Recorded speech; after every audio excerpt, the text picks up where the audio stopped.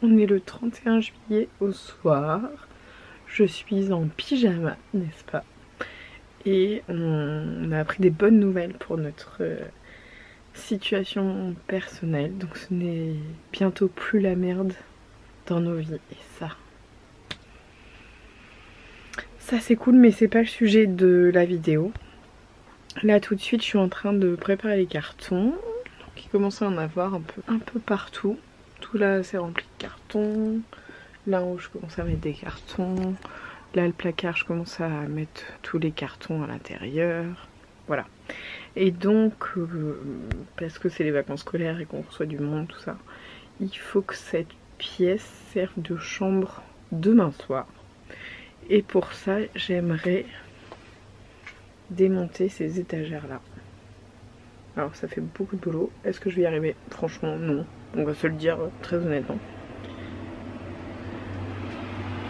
Est-ce que ça va me manquer?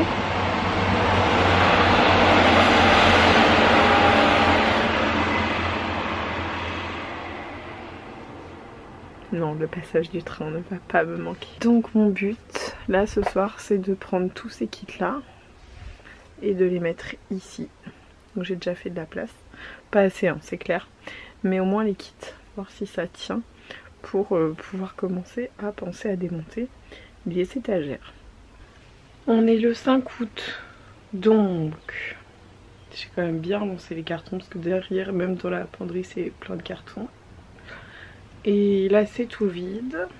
Bon, il fallait que je récupère ce coin pour y mettre un enfant.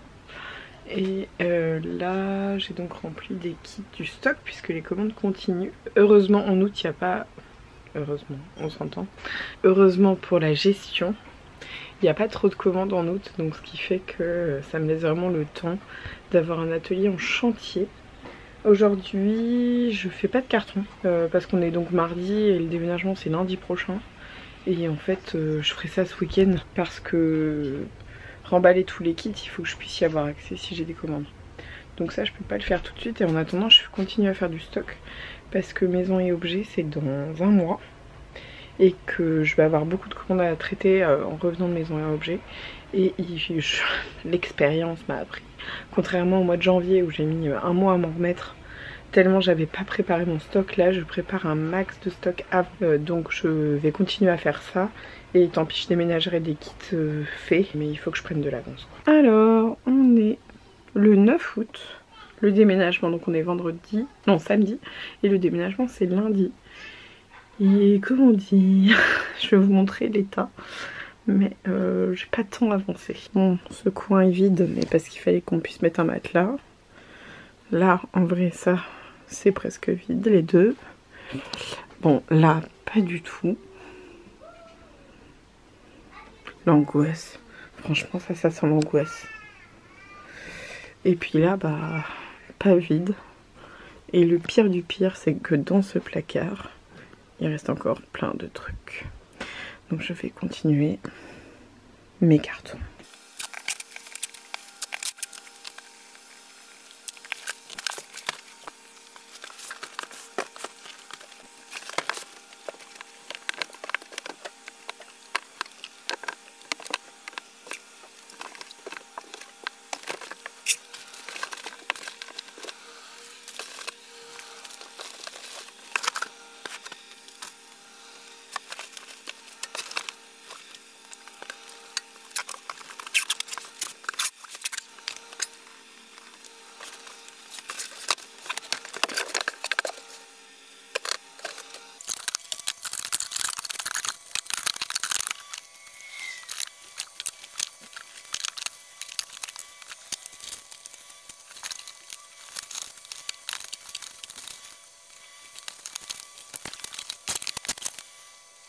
Nous sommes le 11 août, ça y est, c'est l'heure du déménagement. Est-ce qu'il est 9h30 et je transpire déjà? Tout à fait.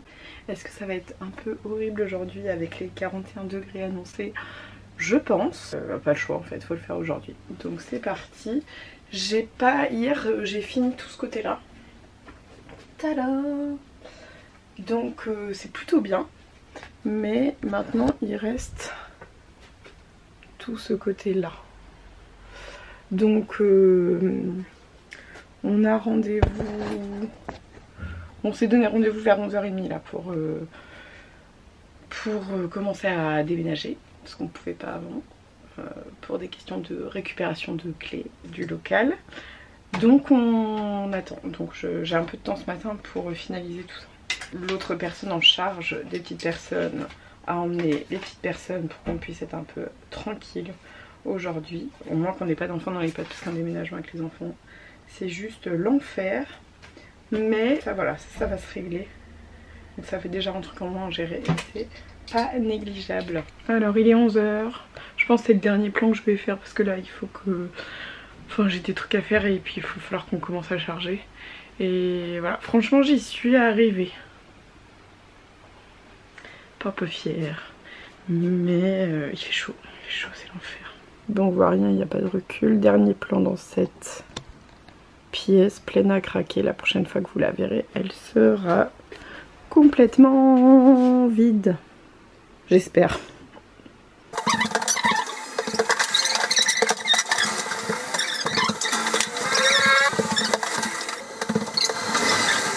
Est-ce que j'ai chaud? Tout à fait.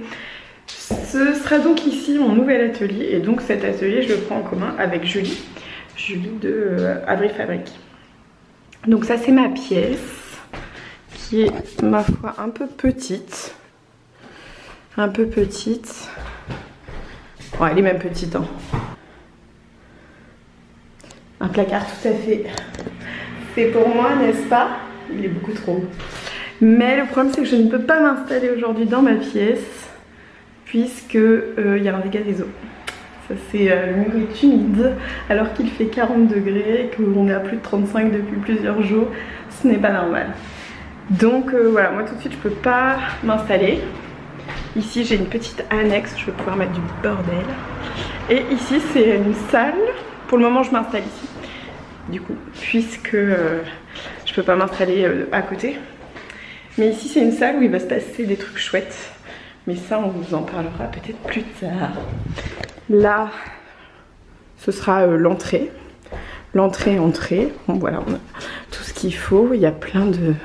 C'est un dédale. Et là, si, il n'y a rien de... Donc ça c'est donc l'atelier de Julie. Voilà pour le sneak peek. Mais évidemment on vous fera un petit tour quand tout sera installé. Et moi je retourne à mes étagères en attendant que les cartons arrivent. Alors, fin du premier jour d'installation. Donc on a tout mis, voilà. Un tas de cartons. Sachant que j'en ai déjà fait une dizaine. Et là cette pièce, j'essaie de l'exploiter au max. Tant que ce problème d'humidité ne sera pas réglé. Voilà. J'ai pas chaud, c'est pas vrai. Je vous reprends demain après-demain. C'est off parce que bah, c'est quand même les vacances scolaires. Et je reviens ici le 14.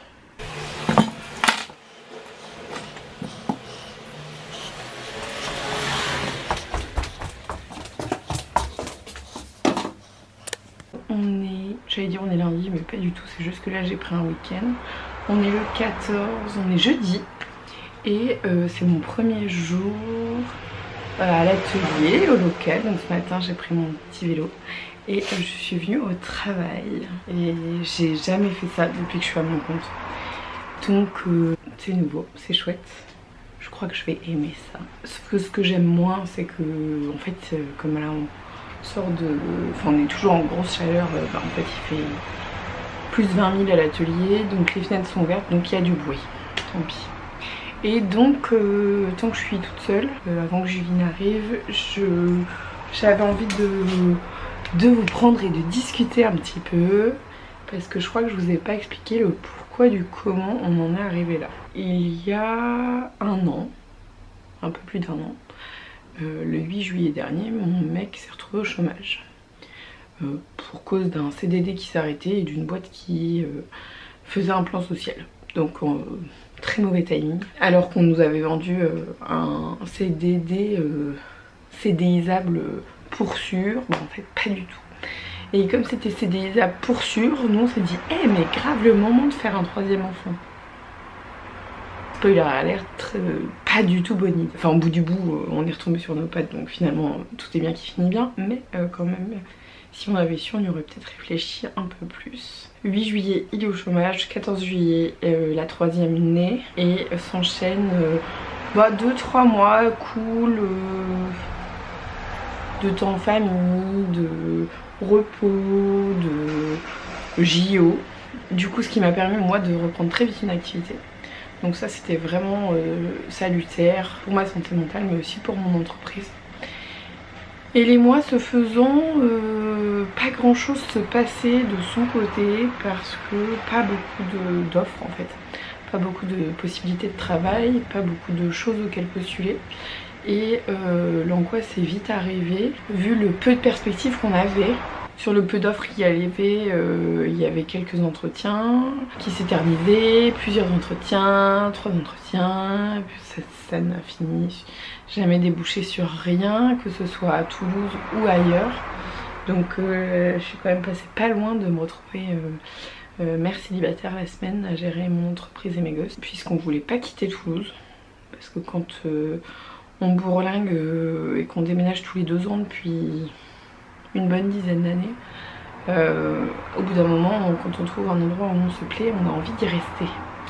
Et en janvier, après quelques mois un peu coup-ci coup-ça, mais on prenait encore la vie du bon côté, nos propriétaires nous informent qu'ils vont vendre l'appartement. Donc jusqu'alors c'était un peu de pression parce qu'il fallait qu'on mette retour du boulot.